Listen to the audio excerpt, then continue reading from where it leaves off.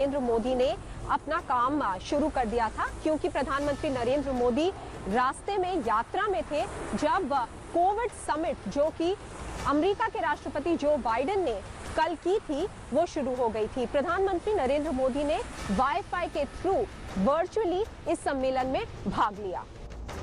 प्रधानमंत्री नरेंद्र मोदी 2014 में पीएम बनने के बाद 7वीं बार अमेरिका पहुंचे हैं। अमेरिका की जमीन पर कदम रखने से पहले ही उन्होंने देश की ताकत को दुनिया के सामने रखना शुरू कर दिया। पीएम मोदी ने अमेरिका में वर्चुअल तरीके से ग्लोबल कोविड-19 समिट में हिस्सा लिया। इस दौरान उन्होंने भारत में जारी वैक्सीनेशन अभियान के बारे में नए रिकॉर्ड को दुनिया के सामने रखा। India is now running the world's largest vaccination campaign. Recently, we vaccinated about 25 million people on a single day. Our grassroots level healthcare system had delivered over 800 million vaccine doses so far.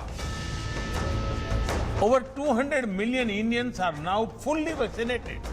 सबसे बड़े vaccination अभियान का डंका दुनिया भर में बजाने के साथ पीएम मोदी ने दूसरे देशों से कोरोना को हराने में एकजुट होने की अपील भी की। साथ ही कोरोना की दूसरी लहर में पैदा हुए संकट के दौरान मदद का हाथ बढ़ाने वाले देशों का आभार जताना भी नहीं भूले।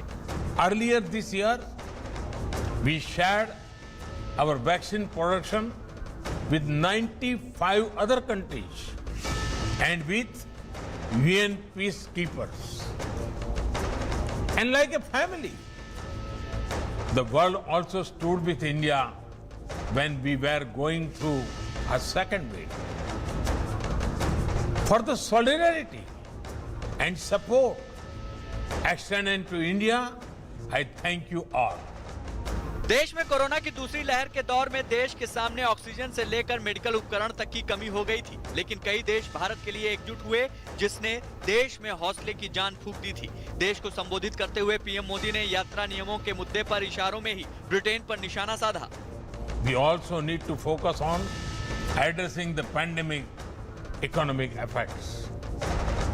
To that end, international travel should be made easier through mutual recognition of vaccine certificates. प्रधानमंत्री नरेंद्र मोदी ने इस समिट के दौरान, सम्मेलन के दौरान अपनी प्रतिक्रिया वैक्सीन डिस्क्रिमिनेशन पर भी रखी। उन्होंने कहा कि देशों को आपस में एक दूसरे की वैक्सीन को रिकॉग्नाइज करना चाहिए और लोगों के आवाजाही और यात्रा पे रोक नहीं लगाना चाहिए वैक्सीन की वजह से। ये मुद्दा इसलिए भी उठाया गया क्योंकि हाल फिलहाल में यूके यानी कि ब्रिटेन ने रोक लगा रखी है और उन लोगों को क्वारंटीन करना पड़ता है जिनको कि वो शॉट्स यानी कि टीका नहीं मिला है जो यूके में अप्रूव्ड है। इस पर भारत ने अपनी प्रतिक्रिया रखी है। हालांकि